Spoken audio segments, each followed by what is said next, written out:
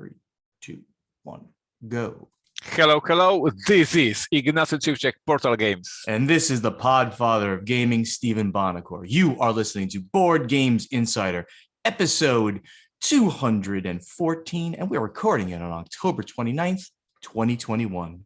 Board Games Insider is a proud member of the Dice Tower Network, and even Tom Vassell liked Dune.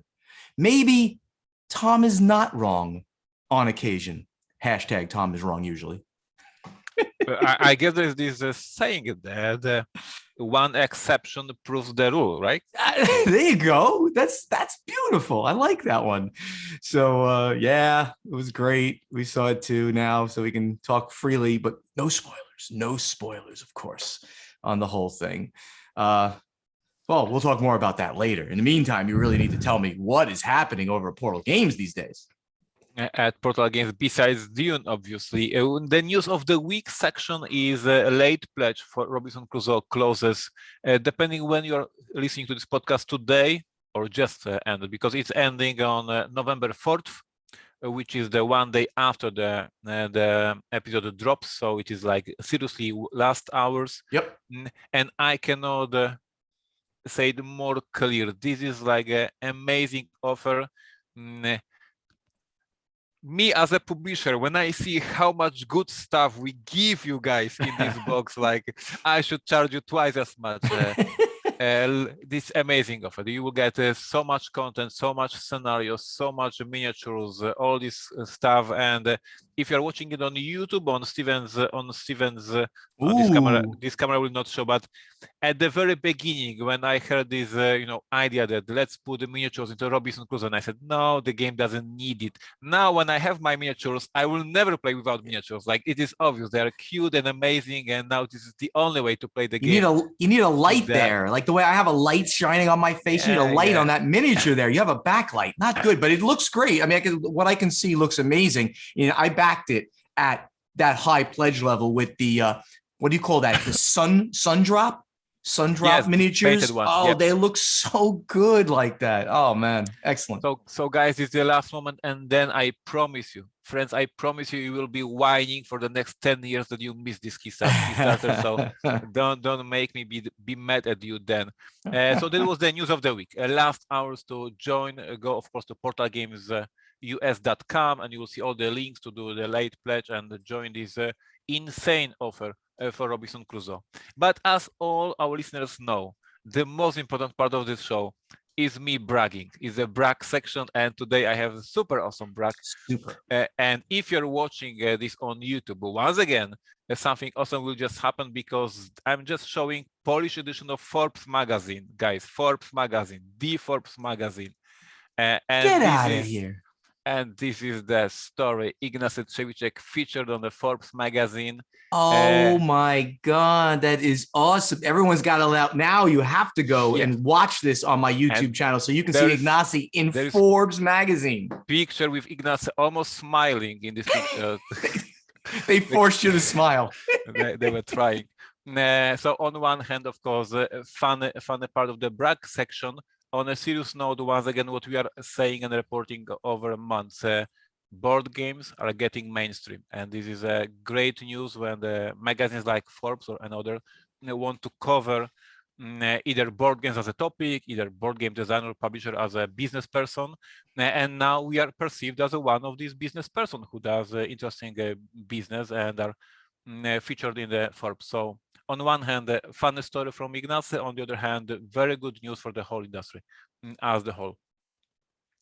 Pre-orders and street dates, obviously Dune and Dreadful Circus and Petty Officers. As we are recording it on Portal Games website, there is a Halloween sale. When you're listening to this podcast, it's too late. You need to visit our website much often to see all these special offers. So remember, portalgamesus.com. Check it every couple of days, because we always have something good for you. And you may expect that Black Friday is coming. So check it out, what my sales team will prepare for you.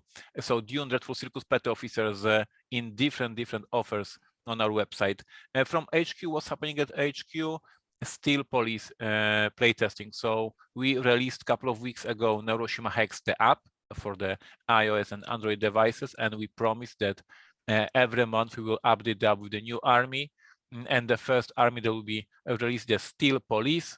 It will be released in the first days of November, and now we are playtesting, checking if the whole system is working, if the AI is playing smart, etc., etc., etc. And the last part of the news from HQ, I just recorded today my 50 vlog in my challenge of me recording 100 vlogs for 100 days, trying to grow my channel. The channel didn't grow, but I'm tired already, but I will not give up. I'm going to fulfill this challenge, even if it is not super successful. Lots of funny videos, lots of interesting content. No one wants to watch, but I don't care. I'm keep recording. So if you want, check out Portal Games YouTube channel. There is a lot of interesting content over there. Trust me, fun stuff. Good for you. I like the drive to complete projects, so to speak. Right? Yeah. You're doing 100. Doesn't matter if it doesn't help you. You're gonna do 100. See, to me, that sounds like a lot of work. So I'm not going to do that. And everybody out there, I'm not going to do that because I'm not going to work like that hard. But Ignacy, I applaud your effort. Thank you. And now tell us about the Dune cinema and if Paula liked the movie. We are waiting for the whole week for the feedback. It's really right. This is all on whether Paula liked it or not. And the answer is yes, she did. And everybody who was at the movie with us, to remind everybody, we rented out a theater in Davie, Florida. It's a nice big theater there. And we were able to take like up to 30 people. We had about 22 people show up, and it was wonderful to do it all together, to watch the movie together. Everybody came out saying, yeah, wow. I could have watched it for free, air quotes, on HBO Max. It was really great to see it in the movie theater on the 100-foot screen versus on my, whatever, my 85-inch television. It was spectacularly done in every way. Love the acting, love the cinematography, love the direction. I mean, they really brought every bit of juice out of this IP. My only complaint, of course, is the general thing that it's half a movie, quote unquote, half. It doesn't do the whole book. It ends, and we have to wait for the next one. Now, having said that, the next part will come out. They actually didn't even film it, but because they weren't sure that it was going to do well, which is silly, sad also. So we have to wait until 2023, 2 years, to see Dune Part 2. But other than that, it was a fantastic experience. A home run on every level, in my opinion, and everyone just had a great time. So it's a great bonding experience again when you kind of do these things together and you experience it together. And then you all discuss, right? You are leaving the cinema and everybody's talking about the most fun moments and what was interesting. Yep, exactly. And that's what we did. And then some of us went out to dinner in a couple of restaurants. It was great. And yes, Paula loved the movie. So with any luck now, we'll sit down and play Dune House Secrets, which is still sitting right here on my desk. Yeah, very, very cool. Other stuff, of course, happening, the crazy remodeling. I'm starting to get ultra remodel fatigue at this point. Nothing at this point. I know Ignacy cheers this, but like nothing at this point is going fast or well. Every time we turn around, there's another issue, supply chain kind of related. The contractors want to do the work, but it's constantly like, okay, here we got in the cabinets for the bathroom, and they were broken. Something was damaged. We've got to reorder them, and nothing's in stock. And when you go reorder it, you got to get them again. So we're waiting on all the doors for upstairs, all the moldings, the cabinets again, glass doors for the showers in both bathrooms. Some of the vanity mirrors, vanity lighting is not in yet. So the wheel of progress turns slowly, and I'm dying here. I'm dying. Oh, I just want this over. I want this over now so bad. The first time it went, we had issues, but there was so much to do, I guess, last time that it kind of felt like there wasn't as much like problems. It flowed better. Now it's a lesser problem. They're like, one very large bathroom to do and one smaller one. And now, like, anytime something happens, like closes the whole project down for a few days or a week or something like that. So that was perfect complaining. good. I'm happy that I trained you for all these years, that now you're prepared how to complain with the class. Good. I love it. I'm glad you're happy that I'm complaining. But otherwise, my life is great, as you know. November is rolling around here, right? When everyone hears this, it'll be like November 3rd or something like that. Is that right? Did we get that right? November 3rd is when this will drop. Yeah. So starting almost immediately in November, we're traveling. I'm going to travel almost the whole month of November. The first thing is Dice Tower Retreat number 2 for the year. And that's up in Orlando, Florida at the Caribe. Ignacy's been to the Caribe. It's an amazingly nice hotel. I highly recommend if anybody wants a true gaming, relaxing experience, go to the Dice Tower Retreat at the Caribe. If you want a little more of a convention experience, which also has relaxing, then go to Dice Tower Con or Dice Tower East, they call it now, or in Orlando or West. The one in Orlando, of course, you get the access to a resort, a pool, great bars, things like that. It's really nice. So I can't wait. That's coming up in early November. A day after that ends, I fly out to BGG Con for the week. And it's one of my favorite conventions as well for the year. Spend the week in Dallas. Then directly from Dallas, I'm going to New Jersey to spend a week there. You know, mom, the family, Thanksgiving dinner, that kind of stuff. Can't wait. Maybe I'll catch up with a couple of friends while I'm there as well. And then 2 weeks after that, I come home. And then 2 weeks after that, I'm back to the Northeast for PAX Unplugged. And I'm going to put a kind of a call out to people that I know in the Philadelphia area or who are going to PAX Unplugged. So give me a shout out. I'm actually going alone. Paul is staying here. I'm going alone. So if anybody wants to get in a game, or because I'm obviously not working there, get in a game, get a meal, get a drink together, please reach out to me between now and then, and we'll do that. And as I kind of implied, there may be an industry mixer that I'm going to be involved in. Not sure yet. That's kind of in the early planning stages. Stay tuned if that happens. Then I have another special trip in Vegas. We'll talk about that later. So a lot of stuff going on, all fun stuff. Ignacy can do the work while I have the fun. You know that. Now to the news and the event deck. So last week we talked about the fact that, we had no more news and we were going to get right to questions. But of course, I knew it will change. I knew it. It was a heavy news week. So we really have to report on stuff because it is. But don't worry. I forgot who asked the question last week. We will get to like an episode where it's almost all questions. And I promise we're going to get there. So the first thing, Ignacy, you put up, which I didn't understand exactly. So I'm going to let you go. But it's Moon Design Publications and Black Monk Games are joining forces to form the Chaosium Group. Ignacy, what is this about? Yeah, so Chaosium is a all-time publisher of role-playing games, of course, Call of Cthulhu being the most famous, RuneQuest and many other as well. And a big surprise this week, at least for me, they announced they are doing the Chaosium Group, and they invited a publisher from Poland, Black Monk Games, and the other one you just mentioned, the Moon one, as a group. Not much known yet about what does it mean to be as a group, what they are going to try to do. I can say from my experience here in Poland that this Polish publisher of Call of Cthulhu, Black Monk Games, are doing tremendous job. They are writing and publishing their own supplements, official expansions for Call of Cthulhu.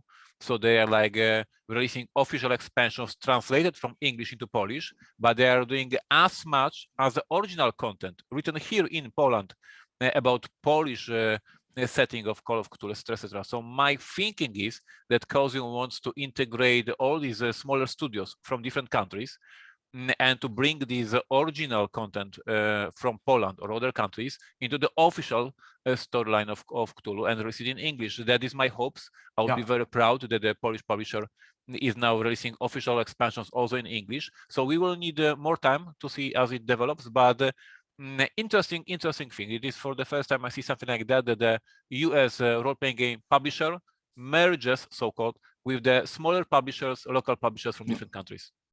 Yeah, they mentioned that the Chaosium Group partnership, not quite a merger, partnership will enhance Chaosium's presence in Europe and lead to new code-developed opportunities. Exactly. So that I guess exactly what you just said. They're trying to get the name and the products more localized and more out there outside the US and into Europe. I wish them the best of luck. I think that's a great move. And this is just because you, as a role-playing gamer, you understand when you play a Call of Cthulhu, and I'm living here in Poland, and of course I can role-play being in New York, but I never was in the New York, especially in 20s, so I have no clue what I'm talking. It is so much easier for the players in the particular countries to play this Call of Cthulhu, but in their city, in their country, with their culture, and have even bigger and amazing immersion. So I'm fully supporting it. I'm very proud of what is happening here. Excellent. And now we have some great news from Magic the Gathering, which is a part of Hasbro, as you know, everybody. Magic sales beat 2020 numbers in 3 quarters, as WotC reports big numbers for the 3rd quarter. Wizards of the Coast sales of Magic the Gathering topped all of its 2020s in just the first 3 quarters of 2021. So they're ahead of 2020 in just the first 3 quarters of 2021, says the president and COO of Hasbro Wizards of the Coast and Digital Gaming, Chris Cox. He told the analysts in the Hasbro conference call on Tuesday. Cox's presence on the call was an anomaly. He was present along with 2 other division heads and interim CEO Rich Stoddard following the death of CEO Brian Goldner earlier this month. And as I think we reported, if we didn't, no, you know what? I don't think we reported on this, that the CEO of Hasbro passed away relatively suddenly last month. Very sad to hear that. And he was a long-term employee of Hasbro. His presence was helpful in explaining the results of the recently created division for the quarter. So the numbers are big. I mean, you're talking about the sales in the 3rd quarter of $360 million, which is 32% over the sales of the 3rd quarter in 2020, which were already great, as we recall. We keep talking about the growth that WotC has in their Magic the Gathering and digital gaming segment. I don't know how to spin this in any other way, but our kinds of things, just as Ignacy said before, become more and more mainstream, and the more people that get this kind of stuff out there, the better it is for everybody. And just a super small bit of news, but we reported about this last year. Magic the Gathering announced these new ideas for the expansions that were merging with Dungeons and Dragons or Warhammer 40K of Lord of the Rings. You remember the news piece, and yes, the one with Dungeons and Dragons was released. It's amazing. And me, Ignacy, I bought the whole box of it. So this shows like I'm not buying Magic the Gathering cards, I'm not playing Magic the Gathering cards, and then there was Dungeons and Dragons, and I bought it. This is how it works. This is exactly perfect execution of the thing that I was not into Magic, but I saw the Dungeons and Dragons, I'm buying it. And this is how you get the new customers. That's right. And you're a whole new customer. You were out of Magic. Okay, Magic's important, but you're not playing any collectible card games. Boom, they announced these very cool crossovers, and Ignacy's a buyer, which is really cool. So more Hasbro news, and this is the negative side of things. We there are always negative things. Hasbro takes a $100 million hit as supply chain disruptions delay toys. Hasbro was missing $100 million worth of toys that were either stuck in ports or in warehouses that it had hoped to have by September, the company said in its most recent financial statement. Supply chain disruptions, including port congestion, have forced the maker of Nerf blasters, Monopoly, and Play-Doh to work around the clock to secure transportation for its goods, the company said in the earnings call on Tuesday. And that would be the same call where they reported the great Magic the Gathering news. They're a publicly traded company. They have these calls for investors and for media every quarter, and occasionally I have listened in on some of these. I listen in for the ones that I'm personally invested in, and this is one that that they have now just done. And they had the great news and they have some bad news, and this is the news that we continue to talk about: the supply chain issues. And if you think $100 million to a company like this is not significant, it is very significant. That's $100 million less sales that they're going to have to report during the 4th quarter, right, of this year. So for their 4th quarter reporting that they do. Very, very, very major news on the negative side for them. Oh my God, what's going on here with the light? Oh, maybe it's better. What are you happy? Yeah. Oh, he's having problems over there. Oh. Yeah, I have the sun is, is a down of the sun and it's exactly against my window, but I will try my best. Yeah, anyway, what we said the last week, the big companies already have problems. You guys can imagine what's happening with the smaller ones that don't have, any power to work around the clock, as you said. It's terrifying, literally, at the smaller publishers or medium-sized publishers. We debate every single day, looking at the news, looking what's going on with the ports, what's going on with the power downs in China. This is our daily life right now to try to deal with the crazy situation. That was, I don't know, do we have it in the show notes or not? 100 ships on Anchor in LA. The last thing we talked about was that last week, I think we mentioned, or the week before that there were 65 ships. Now it's 100. Is that true? I didn't know that it went up. I mean, anybody who's now delivering to the Los Angeles area is crazy. I mean, you might as well just go around the Panama Canal and drop it off on the East Coast, unless you need it there. Yep. Literally need it there, like in LA or on that West Coast area. It's crazy. Why would you want to wait all that extra time? 100 ships waiting to unload. Sad news for everybody across the world. Asmodee announces 9 new distribution deals with Level 99 games and Remarks puzzles for their full line, Jasco games for the second My Hero Academia CCG set. These are fairly, important deals in both toys now as well as in hobby gaming. So they are really trying to become, not only Asmodee distribution for the US, but they're really going all in on grabbing other companies as well. They're going to be really big as people say, you know what, if you can't beat them, kind of join them on the distribution level. I'm scared. I was saying it for years. I'm scared of Monopoly. I'm scared of big gorillas. For the Level 99 games, these are my friends. So I knew they were using something like PSI back then. So they were using the company that was distributing for the distributors. And apparently they changed the strategy. And there will be just more and more companies like that. When they see the offer from the Asmodee, when they see the power of Asmodee distribution, they will sign the contract. It is interesting to hear that a Level 99 Games went this route. I don't know them. You obviously sound like you know them better than I don't know them very well. I would love to, if they're listening, if they ever listen, I'd love to have a quick conversation about, some of the decision making that went into that process and what kind of, extra deal that they got and things like that. Without numbers, if you're listening, contact me and let's have a talk, and you'll get some extra publicity for the company. What else do we have here, Ignacy? Last one. Oh, no, he wants to stop. No, one more. And then we do all the news again. You said it the last week. And all the news will be done. ACD, we'll do this really quickly because this is an older story that is now done. ACD loses in appeal on their lawsuit against WotC, and they now must pay WotC all of their court costs. So ACD sued WotC for taking back the contract for them to distribute Magic the Gathering, and they said that they had broken the contract or whatever. Then, and then in the first decision, they said that nope, sorry, this is not the case. They did it correctly. The contract was taken back in the correct manner.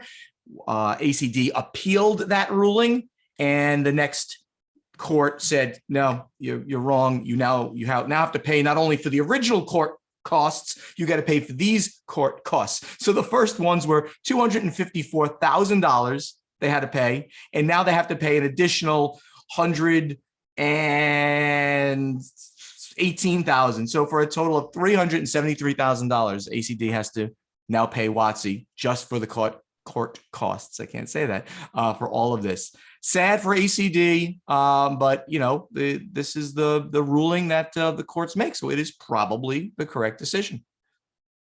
So sorry, ACD. Yep. let's get on to strategy and tactics. So we have Jason Huffman. He asks us, hey, Ignacy and Steven, do you have any rule of thumb that you use for setting your MSRP relative to the landing cost of games, like a 5 times multiplier or anything like that? Do you think that companies in the industry might take less profit margin for their products than what's common in other industries? I'm thinking about dynamics, like some creators wanting to be involved in the industry, even if they're not very profitable. So many products potentially pushing prices downward, creators underestimating what they need to charge to cover shipping costs, etc. Ignacy, I'll let you start first. We have talked about the multiplier between your the costs, the landed costs, and the MSRP. Do you have a specific rule of thumb, or do you do it, per game? Yeah, we have a quite complex Excel file to calculate everything very in detail. The average, as it is a common knowledge, is about 5 times. So if the production of the game costs $10, 5 times more is a MSRP in general. But Right. of course, things change in a very different situation, very specific situation. So I have like many other publishers, the whole production department, and their goal is to double check everything, calculate everything, take in consideration where we produce, how is the shipping, what about the potential delays, what about potential quality, etc., etc. So these are quite complex things. And if Jason is asking if we can decide to do less profit margin, no, I don't want to sound rude or something like that. But we said it many times. Board game industry is not super profitable. Like, of course, we are making money. Of course, the best publishers are growing. Of course, Sure. Asmodee is doing amazing Right. job. But in general, to design a game, to pay for all the artwork, all the things that have in the development of the game, and then pay for this paper and plastic signatures and molds and everything, and then to deal with the shipping crisis, and then to deliver to the warehouses of the distributor. Like, there's so much cost on every single step of this process.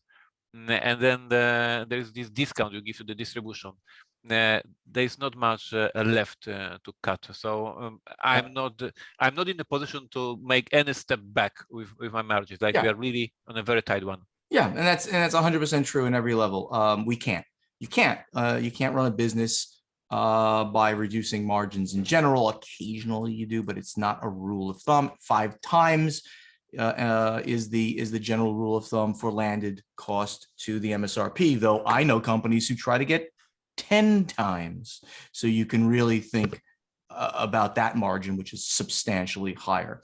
But 5 or 6 is really where most companies end up going.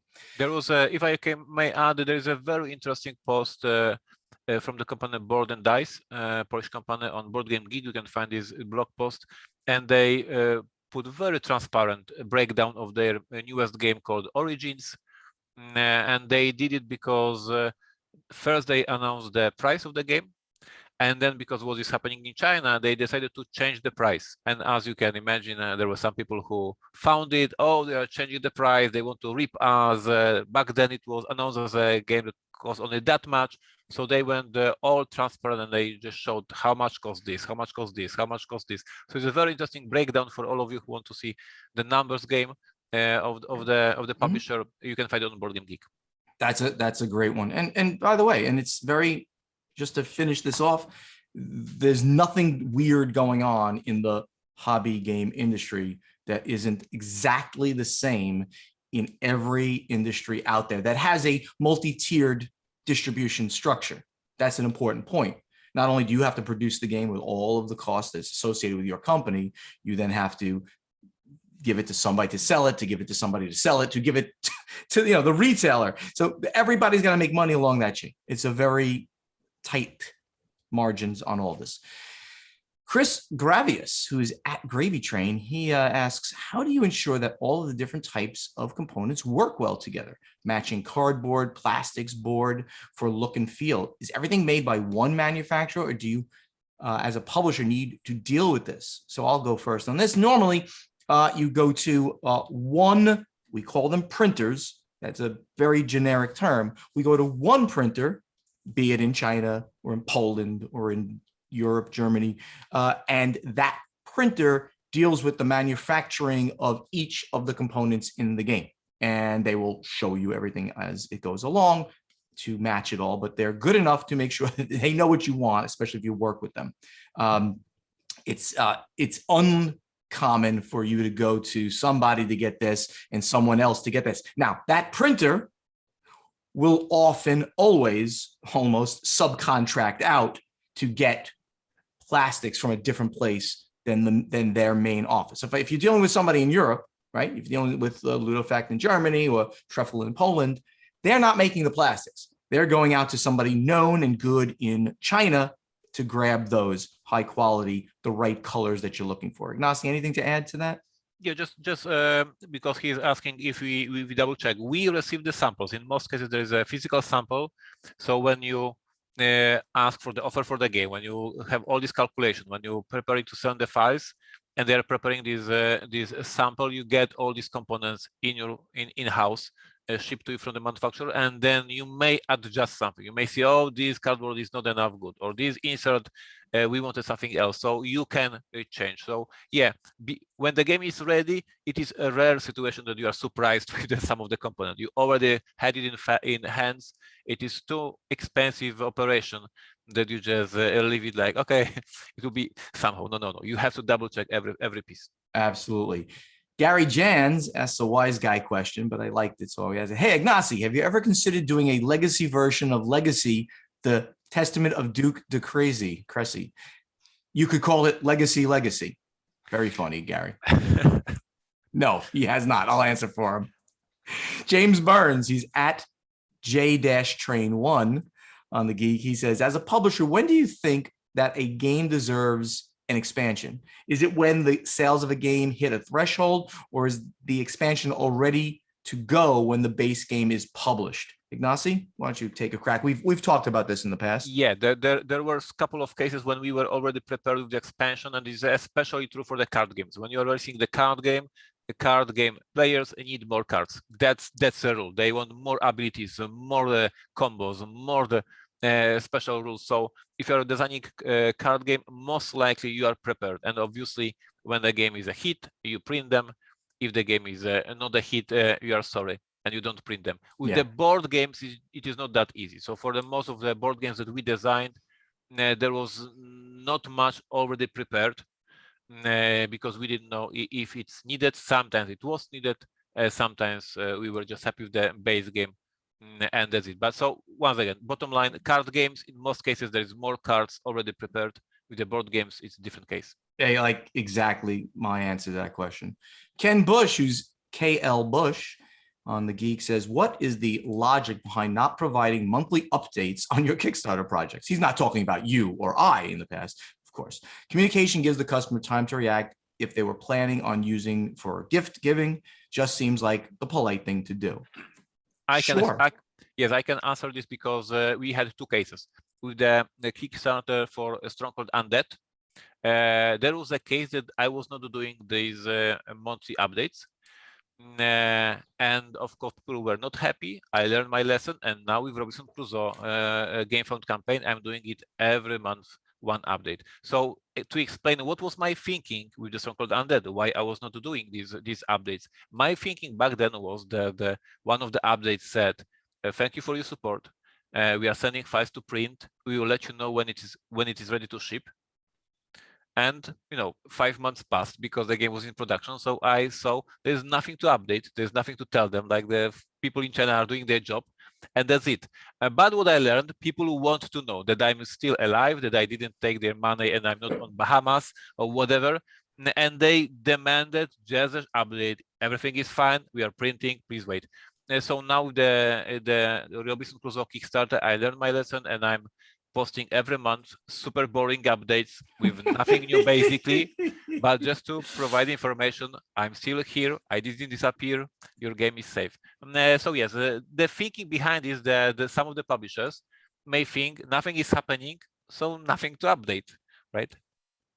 It's not a bad idea to send something out if you can. Now I know. Yeah, now you know, right? So Gary Jans again asks, who is the voice behind the intro, outro, and between segments? I'm not talking about Eric Summer at the very beginning and end. He sounds like Tony Topper from The Secret Cabal. And then Rush Wheeler immediately sort of said, I always thought it was Steven doing a different voice, like his more professional voice actor voice. No, that's me in the beginning doing Board Games Insider's a proud member of the Dice Tower Network. But we talk about now that it's Ray Greenlee. That is our intro, outro guy. He's wonderful. He's a friend of mine from New Jersey, and he does that. And you can get him to do stuff for you at raygreenleevoiceover.com. We mention him in our closing final scoring every week now. Ben Sherman, how do you as publishers go about setting an estimated delivery date for a Kickstarter? Does this just depend on how far along the game is, or are there different factors as well? Ignacy, what do you think? I mean, that's, you have to pick a date. How do you do it? I know when the design has to be done, and we many times said that it doesn't involve creativity of the designer. It must be done, it must be done. So he knows his deadline. Then we know when the files will be ready to send to the manufacturer, and of course production, and negotiate with the manufacturer when the game will be ready. Then you add a couple of weeks to shipping, and you have your numbers. And these numbers never work. There's always some adventures. There is always some problems. So for the most of our Kickstarters, we gave a very bad scenario. So we knew that it should take 3 months, and we were officially saying it will take us 4 months to not disappoint backers. And yet we disappoint them because there's always some adventures in China, because there's always some adventures with shipping. So yeah, this is a publisher knowing the numbers, adding them up, and then being surprised. And then getting it wrong because things happen. So yeah, we use all of our knowledge that we've accumulated on production lead times and everything, and you add that in. Sometimes, as everybody knows, a Kickstarter game is 100% done when it goes on Kickstarter, meaning, well, maybe it's not printed done, but everything is done, the rules are done, and this is done. So obviously that game is going to come out and projected to be delivered a lot sooner. Sometimes it's barely done, not us, but there are people who put games out there that are, like really pie in the sky kind of things. We got this idea, we think we're going to do this, here's the stuff. Obviously they're going to have a bigger problem picking that date. And then you have 100 ships on the anchor, and that's right. Exactly that. Peter Van Hoek at Pieter VH on Board Game Geek. We had a discussion today on a Belgian board tale related Facebook page.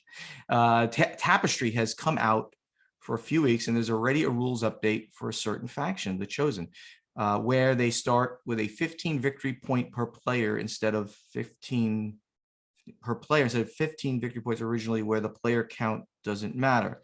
Is this because the game isn't play tested thoroughly, or is it a common thing for a game to be out of balance, and should Stonemaier receive praise for admitting that and offer a rules update? Well, I didn't hear about this, and that's not a game that I can comment about at all. I mean, rules updates occur.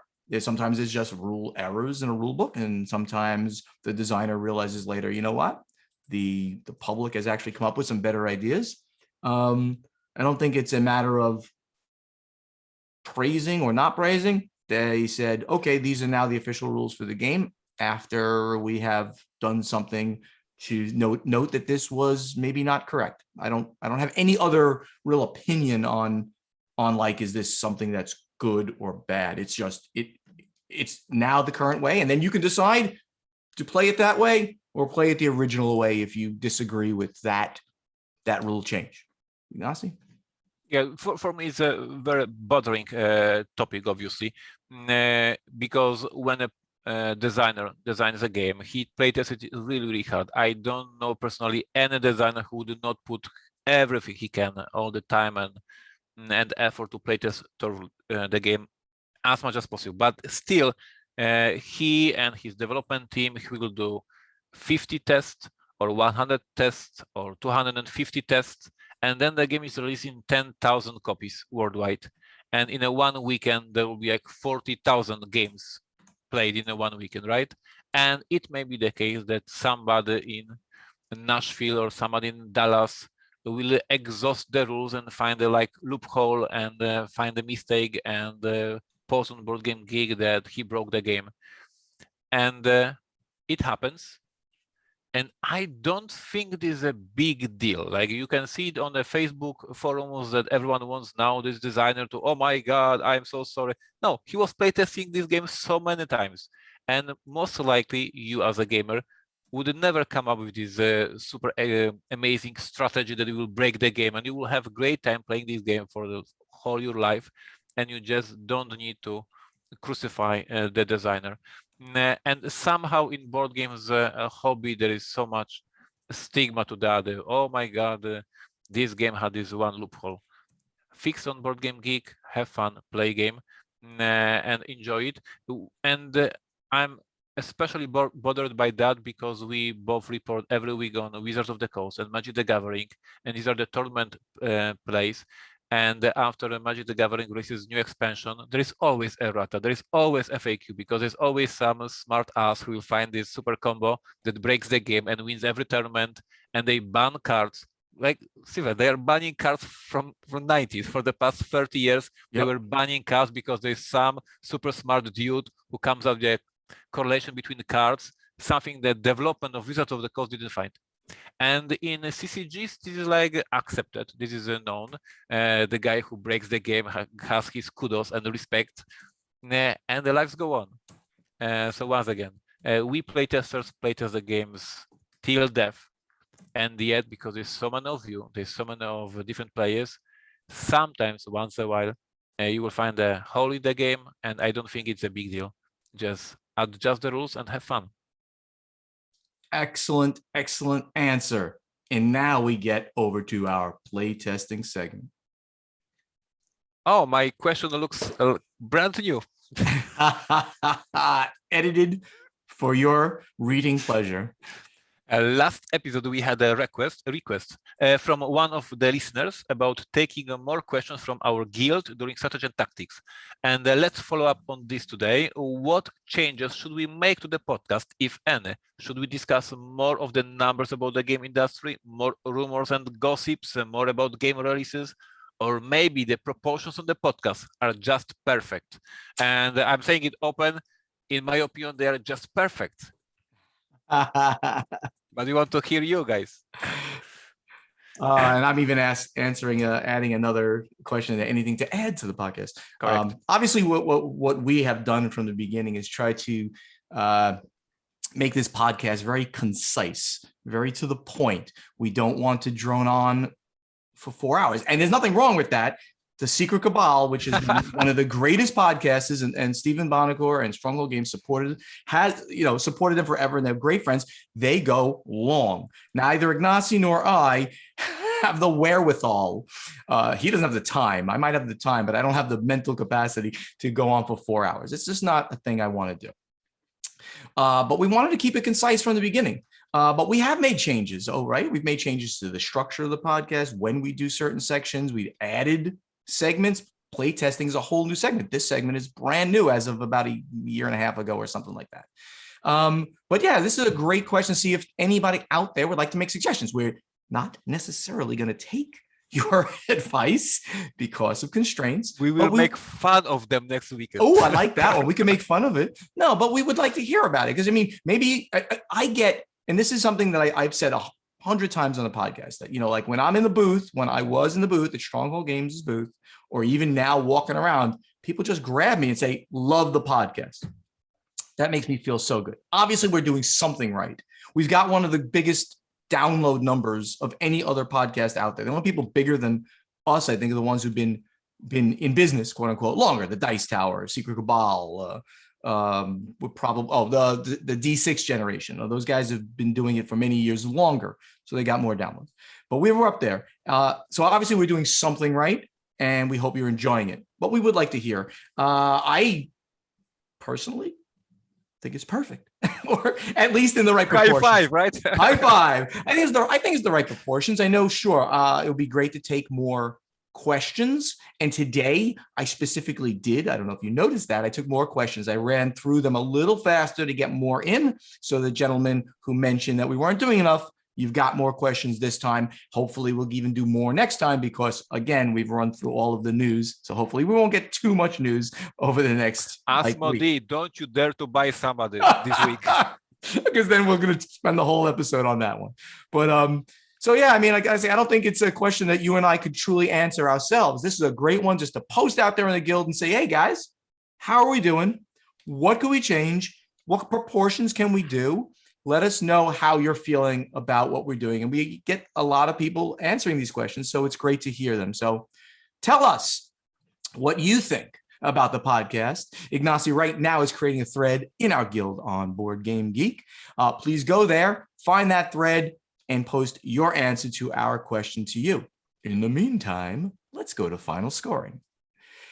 Thank you so much for listening. Help us spread the word about this podcast by telling your friends to download Board Games Insider wherever they like to get their podcasts, or now watch Board Games Insider on the Podfather of Gaming YouTube channel. To ask us questions for our strategy and tactics segment, you must post them in the correct thread in our guild on Board Game Geek. To answer our question to you from our playtesting segment, you must also go to our guild on Board Game Geek and look for the thread with this episode's question. Board Games Insider has a Facebook page, so please like us on Facebook. Also on Facebook, please like Ignacy's page and Steven's page, which is /Portal Publishing and /Podfather Gaming. Our websites are portalgamesus.com and podfathergaming.com. Please go there, sign up for the newsletters, and get up-to-the-minute information on what's happening at Portal Games and with the Podfather. On social media, you can speak directly to Ignacy and Steven on Twitter, which is @portalgamesus and @podfathergaming. Same on Instagram. And our YouTube channels are Portal Games Movies, Portal Games Gameplays, and the Podfather of Gaming. We hope to see you at an upcoming convention soon. Board Games Insider was professionally edited by Matthew Jude from This Game is Broken podcast. And if you'd like him to edit your podcast, please contact him on Twitter or email at thisgameisbrokenpodcast@gmail.com. And as I mentioned earlier, the great voice you hear in the intro, the outro, the in-between segments is that of Ray Greenlee. He can be contacted to do voiceover work for you at raygreenleevoiceover.com. Ignacy, so we end again. Anything you want to add here? I just want to have a little bit brag section and to tell you all guys that when you're listening, this week when you are listening to this podcast, I am already playtesting Dune 2, the follow-up to the Dune House Secrets. The first materials came in from the writers, so I will be in a treat, and you have to wait a whole year. That is great news. And yeah. Did you, before the movie came out, did you know you were going to be doing this? That was very interesting because we signed a contract for 3 games. And we hope that there will be 2 movies. Like from the very beginning, we knew that there was the movie is like a split the book, so we knew that, and we had information that everyone is keeping fingers crossed that there will be a second movie as well. But yes, we knew that we are going 3 games, and the whole storyline of the whole plot is designed the way that the next game will tell follow-up story to the one that you are going to play with Paula. So great stuff. That is great news. Congratulations on all that. And listen to that, everybody out there, you'll stay to the end and you got some extra news. That's very cool. Until next time, everybody, thank you for listening. Take care. Bye-bye. Thank you. Bye-bye.